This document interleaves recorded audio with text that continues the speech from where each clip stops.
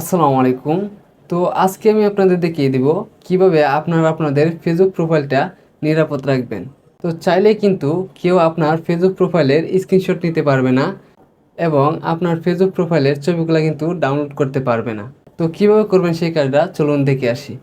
তো তার আগে আমাদের চ্যানেলটা এখনও যারা সাবস্ক্রাইব করেননি তারা সাবস্ক্রাইব করে নেন, আর যারা অলরেডি সাবস্ক্রাইব করে রাখছেন তাদেরকে অসংখ্য ধন্যবাদ।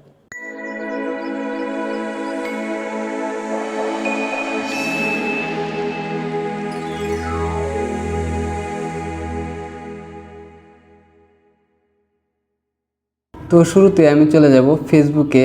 আমি আমার ফেসবুকে চলে আসলাম। তারপর হচ্ছে আমি আমার ফেসবুক প্রোফাইলে একটা ক্লিক করলাম। তো ফেসবুক প্রোফাইলে আসার পর আমি আমার প্রোফাইলে একটা ক্লিক করলাম। নিচে দেখেন একটা লেখা আসছে turn on the profile picture guard. আমি এখানে একটা ক্লিক করলাম।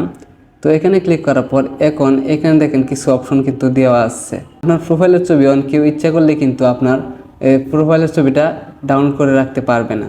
তারপরে এখান থেকে আপনি নেক্সটে ক্লিক করবেন। তো নেক্সটে ক্লিক করার পর এখন এখানে দেখেন লেখা আছে সেভ। আপনি এখানে একটা টাইপ করবেন। তো এখানে টাইপ করার পর আপনার কিন্তু অপশনটা চালু হয়ে গেছে।